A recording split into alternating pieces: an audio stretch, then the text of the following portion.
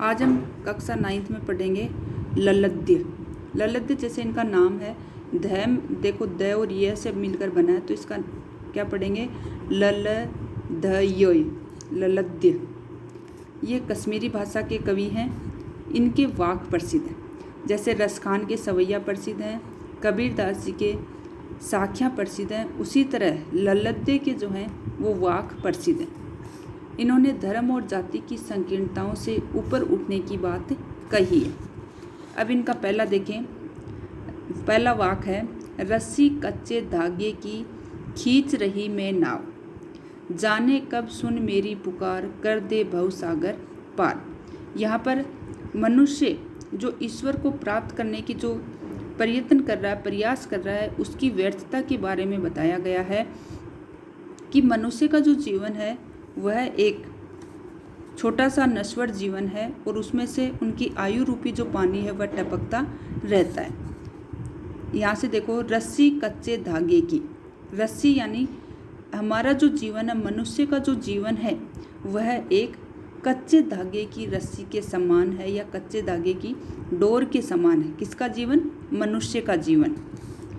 खींच रही मैं नाव, मैं यहाँ पे मनुष्य के लिए आया है, यानी जो कवयित्री है ललद्य वो कह रहे हैं कि मैं नाव यानी प्रभु भक्ति की नाव को किससे खींच रही हूँ? कच्चे धागे की डोर से उसको खींच रही हूँ, प्रभु भक्ति की नाव को। जाने कब सुने मेरी पुकार, कि क्या पता ईश्वर जो है कब मेरी पुकार को सुन ले और कर दे देव भव सागर पार। और देव यानी ईश्वर, और न जाने कब मेरी पुकार सुनकर देव यानी ईश्वर, भव यानी संसार रूपी सागर से पार यानी मुझे मेरा गेड़ा पार कर दें, या मुझे जो है इस संसार रूपी सागर से निकाल दें। पानी टपके कच्चे सकोरे, कच्चे यानी कच्चा, सकोरा यानी होता है प्याला। जैसे मिट्टी का, कच्ची मिट्टी का प्याला बना होता है, उसमें से पानी टपकता रहता है। उसी तरह ललद्य जी ने बताया है कि हमारा जो जीवन है वो कच्चे सकोरे की तरह क्षणभंगुर जीवन है, यानी नश्वर जीवन है। और जैसे कच्चे सकोरे में से पानी टपकता रहता है, उसी तरह हमारा जो क्षणभंगुर जीवन है उसमें से क्या टपक रहा है? आयु रूपी पानी जो है वो टपक रहा है, यानी धीरे धीरे हमारी जो है आयु कम होती जा रही है। व्यर्थ प्रयास हो रहे मेरे, कि मैं जो ईश्वर प्राप्त करने के लिए जितने भी प्रयास कर रहा हूँ वो सारे क्या हो रहे हैं? व्यर्थ हो रहे हैं, यानी उनका परिणाम मुझे नहीं मिल रहा है। जी में उठती रह हुक, हुक यानी वेदना। यहाँ पे कवि कह रहे हैं कि बार बार में जी यानी मेरे मन में वेदना उठ रही है। क्यों? मान लो हम अगर किसी काम को करना चाहते हैं, वो पूरा नहीं होता है तो मन में बहुत पीड़ा होती है। उसी तरह इनके मन में भी पीड़ा हो रही है कि मैं बार बार जो है ईश्वर को प्राप्त करने की प्रयास कर रहा हूँ, लेकिन वह मुझे नहीं मिल रहे। इनके कारण उनके मन में वेदना है। घर जाने की चाह है घेरे, यहाँ पर इन्होंने बता दिया घर का मतलब है ईश्वर से मिलने की जो उनकी चाह है, जो उनकी इच्छा है, वह कह रहे हैं मेरे को चारों तरफ से घेर रखा है। जब वो इच्छा पूरी नहीं हो रही है तो मेरे मन में वेदना उठ रही है। दूसरा है, खा खाकर कुछ पाएगा नहीं, न खाकर बनेगा अहंकारी। खा खाकर यानी सांसारिक भोगों में लीन रहकर मनुष्य कुछ भी पाएगा यानी प्राप्त नहीं कर सकता। कि मनुष्य अगर दिन रात केवल सांसारिक भोग वासना में ही लिप्त रहेगा तो उसे इस जीवन में कुछ भी प्राप्त नहीं होगा। न खाकर बनेगा अहंकारी, अगर वह कुछ नहीं खाएगा, नहीं खाना है यानी वह तपस्वी बनेगा या योग साधना करेगा तो उसे अपने आप के ऊपर घमंड हो जाएगा, इसलिए वह अहंकारी बन जाएगा। तो इन दोनों से ही वह दूर रहने की बात कर रहे हैं कि इतने भी ज़्यादा सांसारिक भोग वासनाओं में लीन मत हो, और ना ही तुम एकदम से तपस्वी बनो जिसके कारण तुम्हारे मन में अहंकार आ जाए। सम खा, सम यानी सम्मान, कि इंद्रियों पर जो है तुम अपना संयम रखो, अपना जो है नियंत्रण रखो, तभी होगा संभावी, तभी तुम समान भाव वाले बन सकते हो।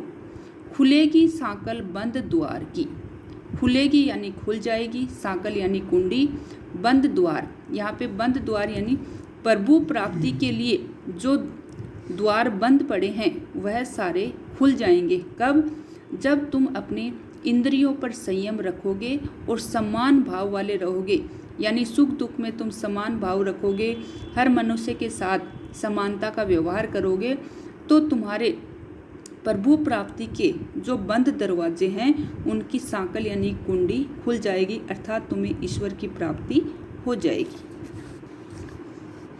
तीसरा है, आई सीधी राह से गई न सीधी राह, सुसुम सेतु पर खड़ी थी बीत गया दिन आहे। आई सीधी राह यानी ना तो सीधी यानी सीधी राह यानी रास्ते से, कि मनुष्य का जो जीवन है वो ना तो सीधा रास्ते से है, गई न सीधी राह और न ही वह सीधे रास्ते पर चलता है। सुसुम सेतु पर खड़ी थी बीत गया दिन आहे, दिन यानी जीवन। यहाँ पर जो कठोर योग साधना करते हैं उसका निराकार करने के लिए यानी उसको निषेध करने के लिए, उससे मना करने के लिए इसमें कहा गया है कि मनुष्य जो है उनका जीवन है वह सीधे रास्ते पर चलने वाला नहीं है। सुसुम यानी सुषुम्ना, सेतु यानी नाड़ी को जागृत करने के लिए खड़ी थी, यानी उसको जागृत करने के लिए मनुष्य दिन रात प्रयत्न कर रहा है, तो उसके अंतर्गत बीत गया दिन आ है, उसका सारा जीवन जो है उसी के अंतर्गत चला गया। किसमें? हठ योग साधना में। हठ योग साधना में क्या होता है, आप कई बार टीवी में भी देखते होंगे, एक मनुष्य का चित्र दिखाते हैं और उसके पीछे रीढ़ की हड्डी के पास इस तरह गोल गोल चक्कर दिखाते हैं, तो उसके सिर के ऊपर जो चक्र आता है उसको कहते हैं कि जब वह जागृत हो जाता है तो उसके सारे चक्र जागृत होने पर उसे ईश्वर की प्राप्ति होती है। तो यहाँ पर उसको हठ योग साधना बोलते हैं। उसी की यहाँ पर निंदा की गई है कि हम उस सुषुम्ना नाड़ी को जागृत करते करते हमारा जीवन पूरा निकल जाएगा। जेब टटोली कोड़ी न पाई, माझी को दूं क्या उतराई। अब बीच वाली लाइन छोड़ो, पहले नीचे वाली देखो। माझी यानी नाविक। मान लो हमें किसी नदी में या किसी सागर में जा रहे हैं, वहाँ पर जब नाविक हमें पूरे घुमाने के बाद जब हम उतरते हैं तो उसके बदले में हम उसे कुछ ना कुछ रुपए या कुछ देते हैं। तो यहाँ पर माझी का अर्थ एक तो हो गया नाविक, कि नाविक को क्या दूं उतराई। उतराई यानी उन्होंने जो मुझे चारों तरफ घुमाने के बाद इस सागर से उतारा है तो उसके बदले में मैं उन्हें क्या दूं।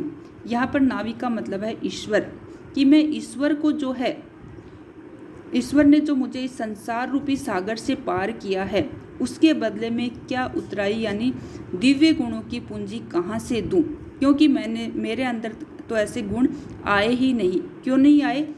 जेब टटोली कोड़ी न पाई। मैंने अपनी जब कर्म देखे तो मैंने देखा कि मैंने उसमें से एक गुण भी अर्जित नहीं किया, बल्कि मेरा सारा जीवन तो इस सुषुम्ना नाड़ी को जागृत करने में ही निकल गया। इसलिए अंत में मेरे पास देने के लिए कुछ भी नहीं रहा। मैंने कोई भी अच्छा कर्म नहीं प्राप्त किया या कोई भी अच्छा गुण प्राप्त नहीं किया। तो यहाँ इस वाक्य के माध्यम से कहना चाहते हैं कवि कि मनुष्य को जो है कठोर योग साधना नहीं करके अच्छे कर्म करके ईश्वर को प्राप्त करना चाहिए। ये हो गया आपका 3 का। अब है आपका चौथा, थल थल में बसता है शिव ही। जैसे कबीरदास जी हैं, उन्होंने ईश्वर के लिए किसका प्रयोग किया है? हरि का। उसी तरह लल्लद्य जो है उन्होंने ईश्वर के लिए शिव शब्द का प्रयोग किया है। थल थल यानी स्थान स्थान पर, अर्थात कण कण में बसता है शिव ही। शिव यानी ईश्वर का ही निवास होता है, कि प्रत्येक ईश्वर निवास करता है प्रत्येक कण के अंतर्गत। भेद न कर क्या हिंदू क्या मुसलमान, कि मनुष्य को उसमें भेदभाव नहीं करना चाहिए जाति के आधार पर कि यह हिंदू है या मुसलमान है या ऊंची जाति का है या नीची जाति का है। ज्ञानी है तो स्वयं को जान। ज्ञानी यानी ईश्वर के अगर तुम सच्चे भक्त हो तो स्वयं को तुम्हें पहचानना चाहिए। वही है साहिब से पहचान। जो मनुष्य अपने आप को पहचान लेता है वह साइब यानी ईश्वर को भी पहचान लेता है, उसको पहचानने में किसी तरह की कोई गलती नहीं करता है। तो ये आपका आज पाठ पूरा हो गया।